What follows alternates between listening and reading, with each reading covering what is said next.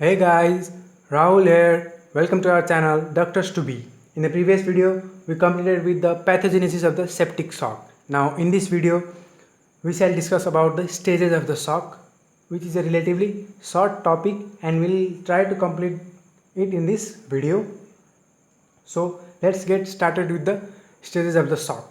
So there are three stages of the shock: non-progressive stage, progressive stage and irreversible stage.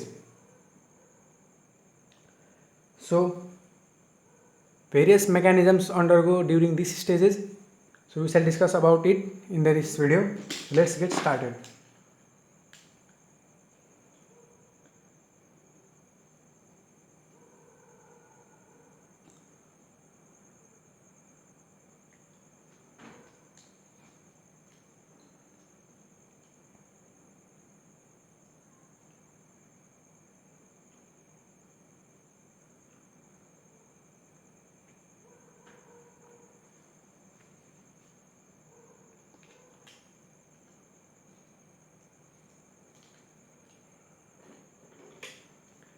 As I mentioned earlier, there are three stages of septic shock. Three stages of shock, and they are non-progressive stage, progressive stage, and irreversible stage. So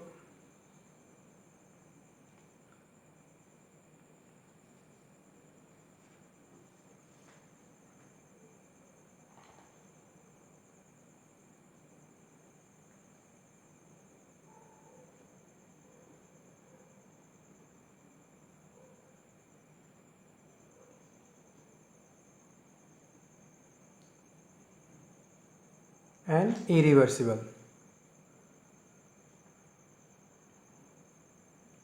So let's get started.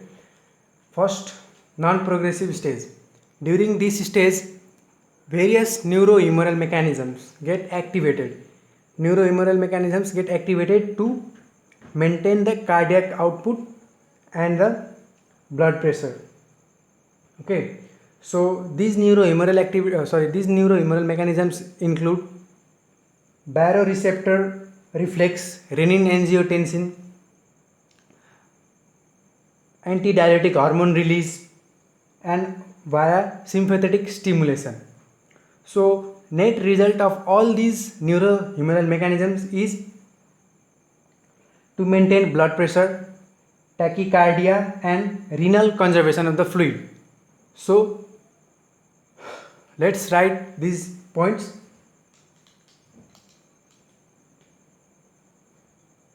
Various neurohumoral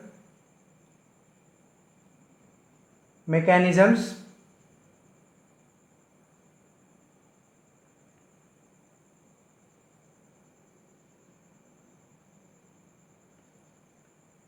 get activated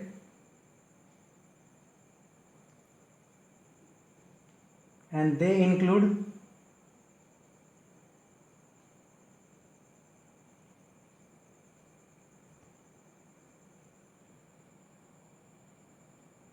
baroreceptor reflex,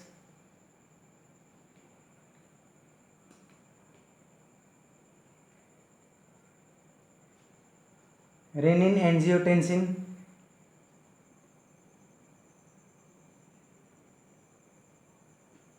I hope you can see it, renin-angiotensin,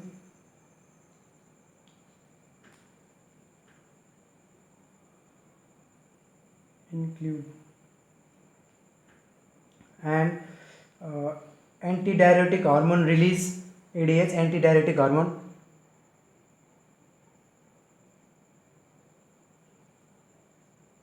sympathetic stimulation. Okay, so all these neurohumoral mechanism leads to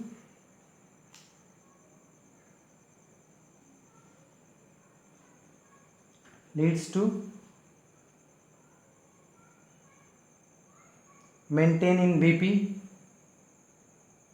that is blood pressure, tachycardia, increase in heart rate, tachycardia, and renal conservation of fluid.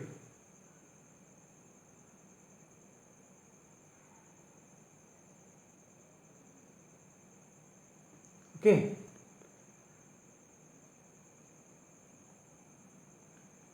Maintain BP, tachycardia, and renal conservation of fluid.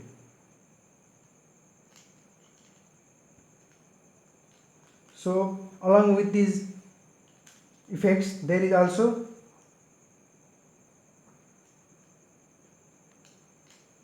peripheral vasoconstriction.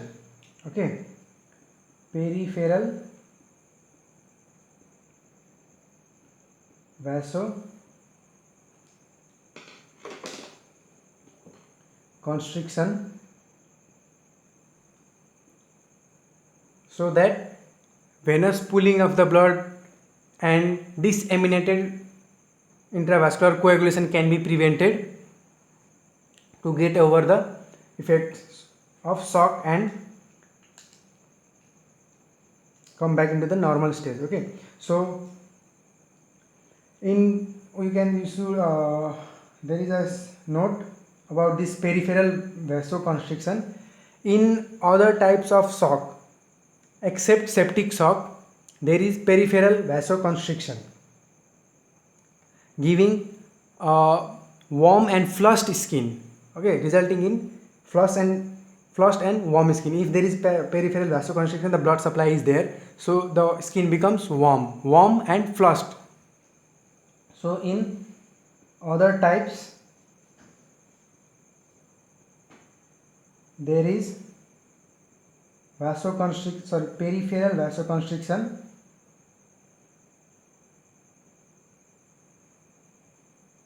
vasoconstriction with warm plus flushed skin.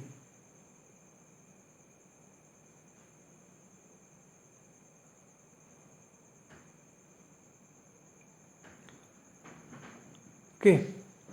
In other types of shock, there is peripheral vasoconstriction with warm and flushed skin, but in case of septic shock,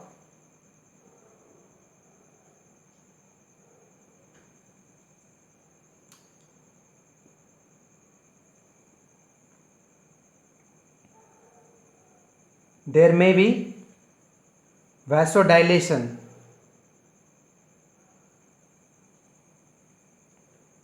resulting to cold and pale skin.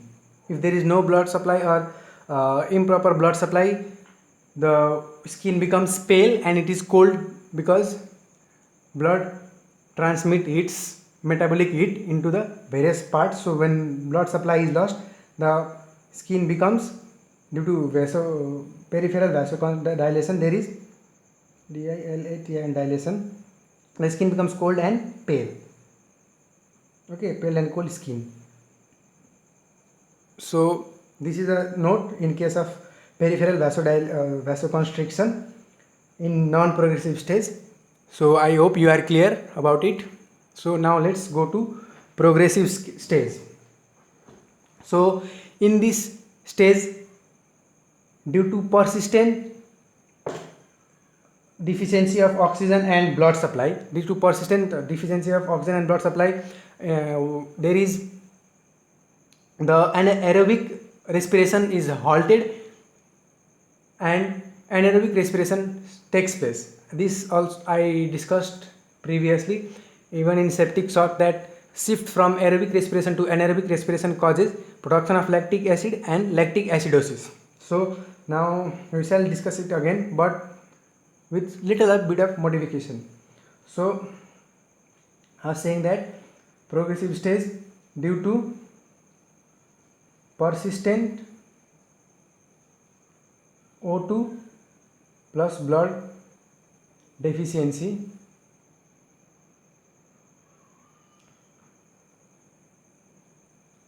anaerobic respiration takes place. So anaerobic respiration produces lactic acid, and if it is an acid, it will obviously decrease the pH. Yes or no? So this is leading to lactic. Oh, in case of septic shock. Oh, so sorry.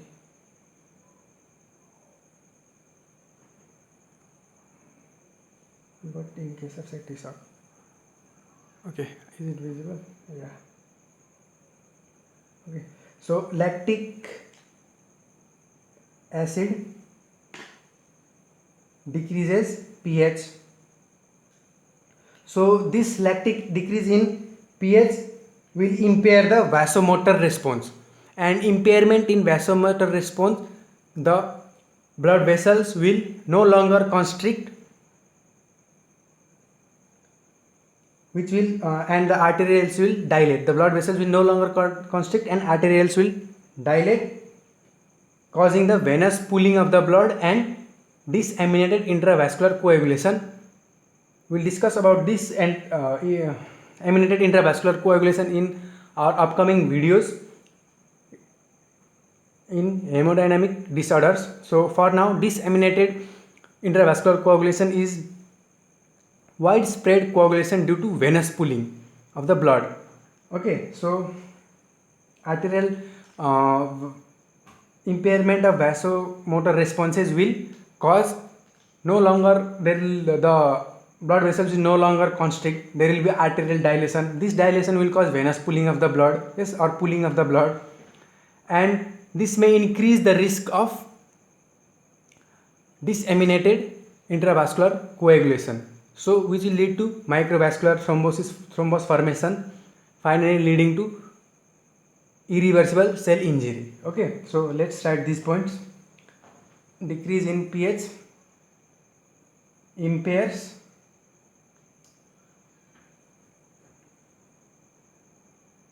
vasomotor response,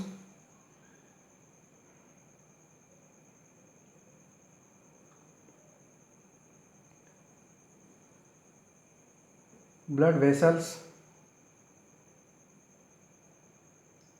no longer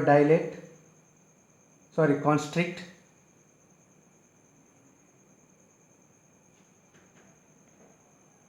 then there may be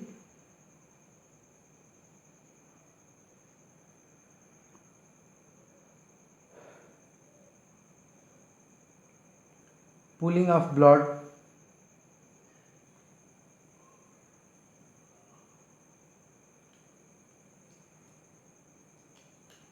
leading to DIC, that is disseminated intravascular coagulation. Intravascular, okay, INTRAVASCULAR. I spelled because it may not be clear to you. Intravascular coagulation, DIC. We'll discuss about this in upcoming videos. So there may be pooling of the blood, increasing the risk of DIC, which ultimately will lead to DIC, and this DIC causes tissue hypoxia, organ failure, finally irreversible injury.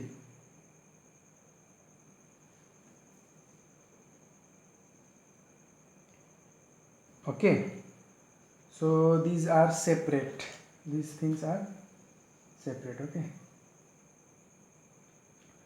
So now we are left with the irreversible stage. So nothing to write in irreversible stage, because any effort to correct the hemodynamic disorder will not be worth saving the life of the patient. Okay, in the irreversible stage. So we don't have anything to write in this stage. So let's discuss rapidly about what we discussed, what we wrote. There are three stages: non-progressive stage, progressive stage, and irreversible stage. Irreversible stage, there is no any effort to correct the hemodynamic disorder, will not be able to save the patient. Non-progressive stage, various neurohumoral mechanisms get activated.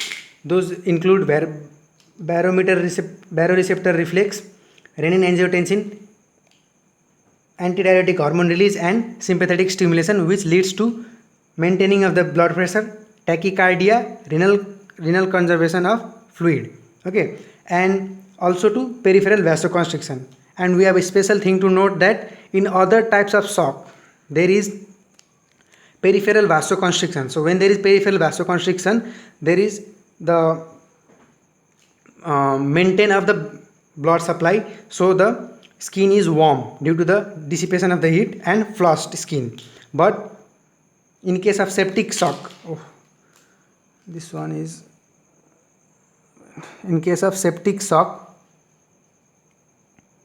I hope you can see it. In case of septic shock, there may be vasodilation which results in cold and pale skin. Okay, now into the progressive stage, due to persistent deficiency of oxygen and blood supply, aerobic respiration takes place. Anaerobic respiration halts and aerobic respiration halts and anaerobic respiration takes place, which causes lactic acid production. And this lactic acid, as it is an acid, decreases the pH, and this decrease in pH impairs vasomotor response. So impairment in the vasomotor response, the blood vessels will no longer constrict. No longer constriction of the blood vessels will cause dilation. That dilation may cause pooling of the blood. That blood will collect at a place in the vessels. So this pooling may increase the risk of DIC, disseminated intravascular coagulation, which will cause tissue hypoxia and organ failure due to thrombus formation, microvascular thrombus formation. And tissue hypoxia and organ failure for a long time persistent may cause irreversible injury. Okay, irreversible injury. So I hope you are clear about the stages of the shock. If yes, please mention it in the comment box, and do write your suggestions so that we can improve. Thank you guys. Bye till then.